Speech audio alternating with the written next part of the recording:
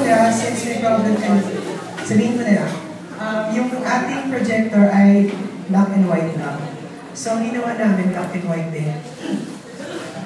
So, ulitin natin ulit. Ano yung sinabi ko mnemonics for pharmacology? So,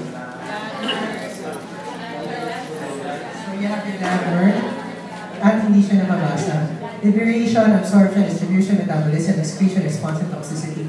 Liberation here deals with pharmaceutics. So pharmaceutics is mostly the practice of actually producing or making the drug so that you can have to have it liberated in the body. Okay, then we have absorption, distribution, metabolism, and excretion is in what field of pharmacology? It's pharmacokinetics, which is what the body does to the drug, or what the katawan does to the drug. Next is response is pharmacodynamics. So, you already know that. And toxicity is toxicology. Okay. So, for our part, pharmacology can be divided into two. Ayan. Okay. Okay. Okay. Okay. Okay. Dito na tayo.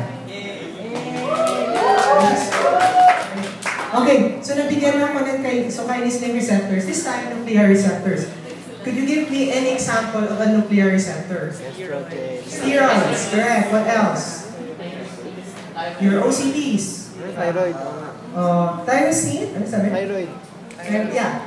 Your thyroid hormones. Okay. So those are just examples of your receptors. And alam natin that the nuclear receptors happens within the nucleus because it causes the production of certain proteins. Okay. So why did I mention this? Bakit kailangan natin maintindihan ito? Because knowing kung saan siya nag-a-act, malalaman mo kung ano kabilis o gaano kabagal yung isang reaction. Take for example, nuclear receptor tsaka G-protein link receptors. Alam natin yung SABAS, di ba? Or LABAS, etc. We know that we make use of your short-acting beta agonist as your immediate, di ba? While your prednisolone, which is a nuclear receptor, is used for the inflammation. You want to control the inflammation. And if you notice, you need this because it has a faster action. Kasi it's a G-protein link receptor. Mas konti yung processes na nangyayari at mas mabilis niyang ma-achieve yung kanyang effect as compared to your nuclear receptors. That's one way of looking at it. Why we need to know whether it's an ion channel, a G-protein, kinase, or nuclear. Of course, based dito, sino yung pinakamabilis? Ion channels. That's why, di ba, kapag may mga tranquilizers ka, bilis makatulog yung pasyente. Kasi they act on the ion channels. G-protein, kinase link, and nuclear receptor. Sunod-sunod na yan. Okay?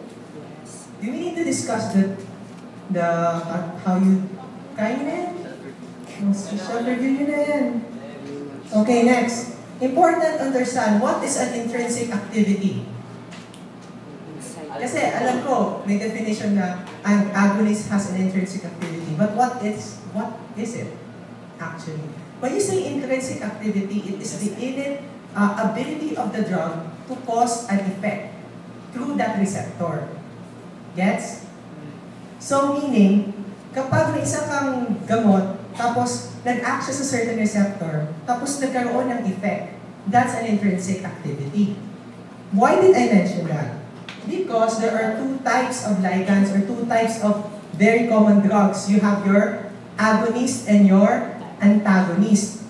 Sa kanilang dalawa, sino sa inyo ang may intrinsic activity? The agonist. While the antagonist has it has no intrinsic activity. So, wala siyang intrinsic activity. Ibig sabihin, it will just be on the receptor, but it will not cause any activity or no effect. That is an antagonist. Ibig sabihin, parang siyang nagbablock lang doon. But, also take into consideration, you have what you call your reverse agonist.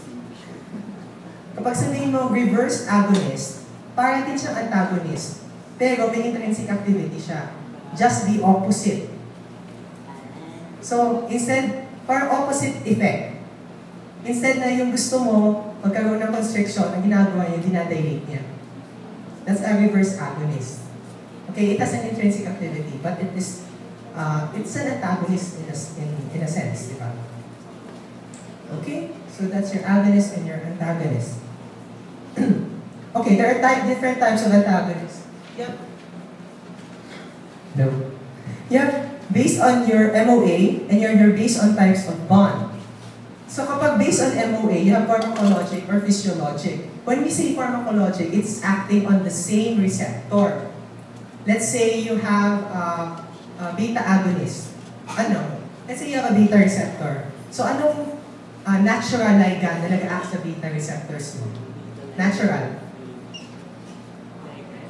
Okay. Beta receptors are from what type of autonomic system?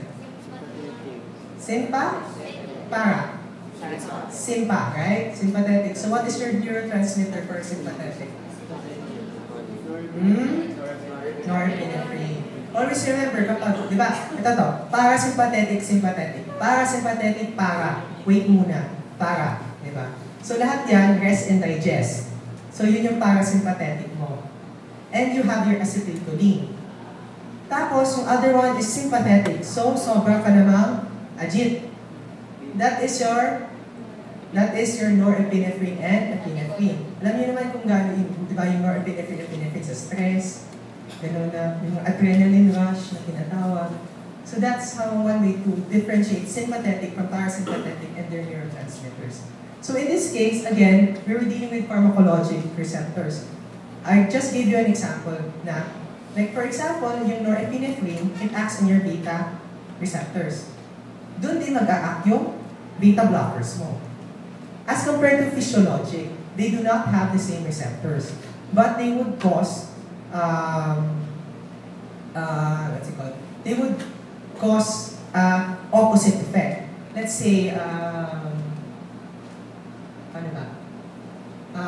let's say sa epinephrine mo,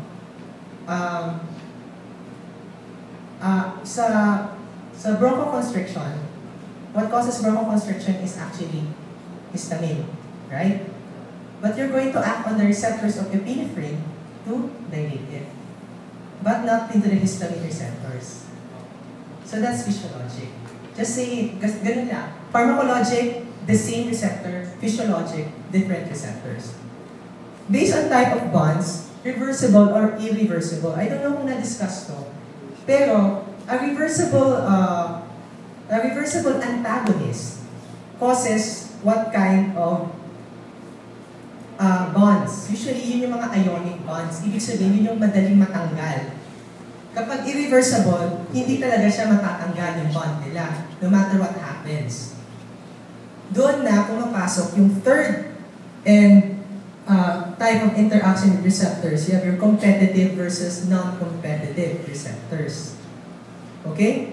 Can someone still remember what is a competitive versus a non-competitive receptor? So what's your competitive? Yes, it binds on your active site usually. Diba? It usually binds on the active site. And they're usually reversible.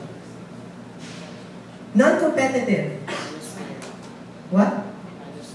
They may act on the allosteric site. Or, they are also irreversible. Gets niyo? Kaya kung irreversible siya, hindi ka makapag-compete kasi hindi talaga siya matatanggal doon. So that's the non-competitive. So ibig sabihin, you cannot really say na reversible, not necessarily to, parati because of allosteric site.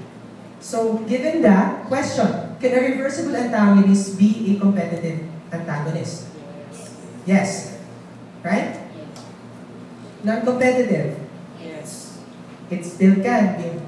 How about an irreversible antagonist function as a competitive antagonist? Yes. No. Reversible na siya eh. Hindi siya matatanggal dun sa file. So hindi ka makakapag-compete sa kanya. Wala ka nang talo sa kanya. Non-competitive, of course, it's yes. Okay, guess yun na, yung irreversible, reversible, competitive, non-competitive.